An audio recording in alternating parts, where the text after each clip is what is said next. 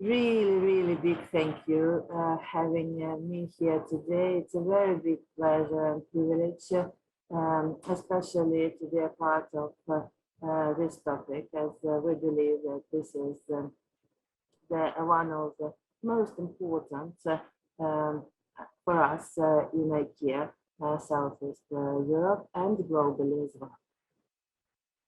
And if we talk about that and we say that IKEA vision is to create a better everyday life for the many more people, but we believe that equal every day is actually better every day. And equal treatment and shared responsibility of people and planet are deeply rooted in our culture and values. And we have a lot of things done globally also to support all the countries with gender equality plan and following a systematic approach, because it's also very important to think about change of mindset, to create an inclusive work environment that we also behave accordingly, and then also to measure the results. We really believe that different approaches will, and a very good solid plan will, of course, develop this further on. And if we talk about the six-step approach that we have a few. And if we talk about the first step, then of course we need to first establish the mindset for gender equality. We need to analyze gender equality, identify the gaps, setting goals. We believe that goal setting is the most important, because then we can be focused and also using the performance culture to achieve that. Creating gender balance in all levels of leadership, as well as functions and positions within our organization, and then which is very important to get this inclusive climate within our organizations as well. And then in the end, measure gender equality and then see, okay, where we are, and do we need to still move it, and we are already on a very good level that we can just maintain. Yeah, this is where we are. Very much. I'm not sure if I heard you well. I'm not sure if that is the case with the audience. Maybe you can try to use the microphone for the next question, if you have one. Or maybe just approach a little bit more to your microphone. Okay. Do you hear me now better? Yeah, it's much better now. Okay. So maybe in our conversation, maybe you can repeat some of the messages that you already shared with us, because I think we didn't hear you quite well. So, okay. Can you tell us a bit more about when did IKEA become more interested in gender equality, and a bit more about the steps necessary to have such diversity and inclusion? Yes, I think gender equality is in the heart of human rights, and IKEA values are consistent, and I think gender equality and this agenda was always in IKEA, and it was always so much important for us, reaching each other fairly and equally regarding of one's gender or any other dimension of identity. It has always been core to IKEA. That's why the group has created the conditions to empower women through work over the last years, and really made a very big difference, and a lot of initiatives and efforts have been done to make it happen. We have been strongly focusing on our diversity and inclusion work in the whole organization, and have developed a gender equality plan that we are strongly working all together to make it happen. And to be a good role model as a brand in Southeast Europe. Yeah. Okay. Thank you. Now we hear you. Did you hear me better now? Yes, but it's much better when you approach. So yeah. So IKEA is a company that has reached their targets for diversity without using gender quotas. I would like to hear your view on this and your view in general about quotas for gender equality within your organization and in other organizations. Really good question. Thanks for asking. Because as a first principle, when we are recruiting people, we are always recruiting them based on our values and skills. We strive to achieve gender equality on different levels, leadership, co-worker population, and always go beyond the obvious candidates. We also strive to build internal recruitment to create equal opportunities that everybody has access to apply.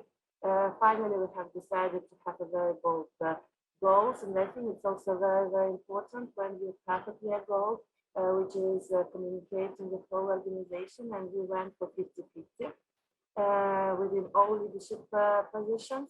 And as a business, we see that creating goals makes a very strong approach in them, executing them in the whole organization. That's why we, yes, as you say, we did not use quotas. It was clear for us. Nevertheless, we can understand that quotas are used in other institutions or different other companies as well. I can say also and share a bit of my experience because I think now I'm originally from Moscow, from Russia. I have been in UK and Ireland organization, and now I'm moving to Southeast Europe.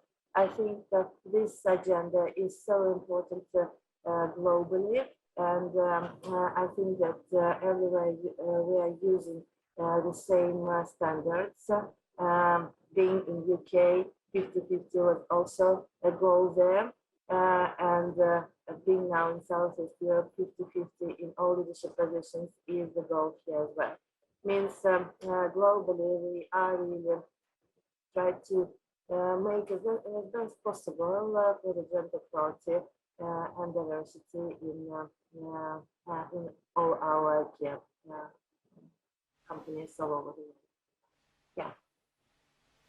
But why do you at Ikea focus so much on gender equality? What are the benefits of it? I think there are a lot of benefits, and I think that we understood that, of course, gender equality has been found to increase creativity.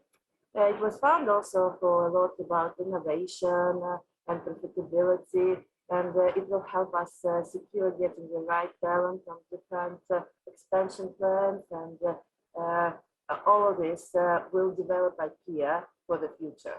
And we really believe that each of the person has a talent, and it's more how we can see from different perspectives on that. Gender equality also helps to be a better leader in life at home and to co-create with our consumers, because our consumers are different in genders as well. And it's also create a better meeting on the work-life balance for the co-workers as well. Diversity in our leadership capabilities and influence positive society in social but also cultural. We really believe in that. Yeah, thank you. And I know you're new to this position, but can you tell us a bit more about the local statistics here in Serbia, and how does Serbia compare to the rest of the Southeast Europe when it comes to the gender balance? Yeah, thank you for asking this question. Yes, I'm 2 months now, but you know, as this question is very hot on the agenda, we are now, if we talk about Serbia, I think Serbia did a great movement, and if you take the management line, Serbia now on store plus service office level, all managers are on 53% female and 47% male. And if we talk about the Southeast Europe, and now we're talking all managers, leaders, then we can say 49% is female and 51% male. And I think that this is a result that actually within our IKEA we can really be proud, because it was a lot of things that have been done within the strategy, and then follow the strategy, set up the goals, as I said before, to achieve these results. And if we talk generally for the co-workers, then In Serbia, we have 56% female and 44% male. And if we talk about Southeast Europe, then we have 51% female and 48% male.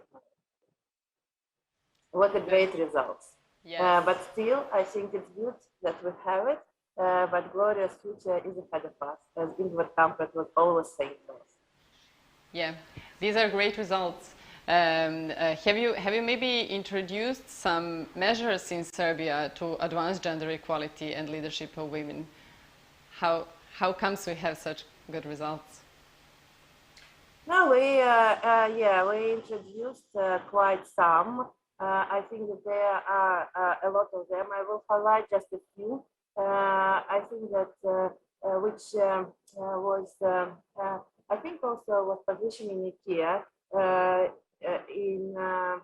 as equal company and fair. First of all, it's about women would like to be mothers in most of the cases, and how we can get the salary increases for our mom during the maternity leave.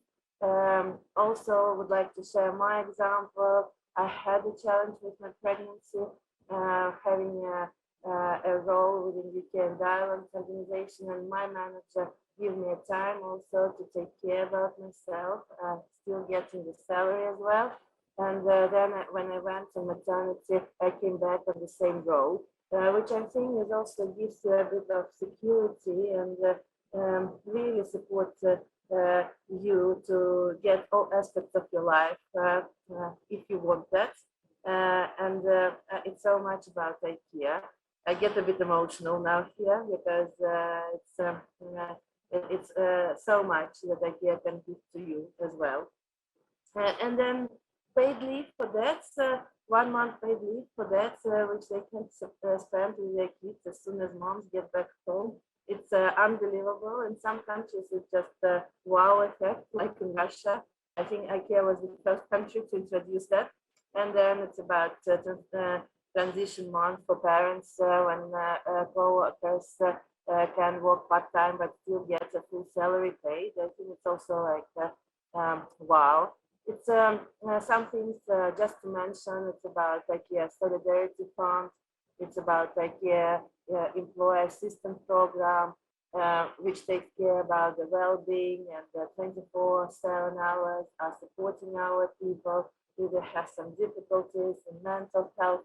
It's so many things that actually all together supporting us in that topic to make it strong for us. That's why I think a lot of people are working quite long in IKEA because it really touched their hearts as well. Yes, this is a really good holistic package that you offer and that you just gave examples of. And can you just, for the end, can you just explain to us how does in reality this looks like? How do these equal opportunities at work look like, and how they are experienced by people? Yes, also thank you for this question, because one thing is about theory and it's about the strategy, and another one, of course, okay, what actually you do each day to have this plan. I think, as I said, that gender equality is also about creating an inclusive culture where we are all working and where we are all contributing, where both women and men are valued to their unique contribution.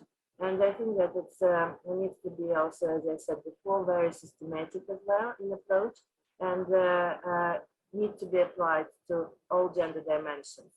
A few examples what we have done. One is equal development opportunities. We offer global and transparent learning platforms for all the genders and for all our co-workers. The new platform provides a lot of opportunities equally to search, find, to apply, as well as for the vacancies, as well as for the plans. And also to see some training opportunities that people have. I think we also ensure that in leadership program we have equal representation of women and men as well. This is about the development opportunities. Then another thing that we have, it's about gender balance and succession planning.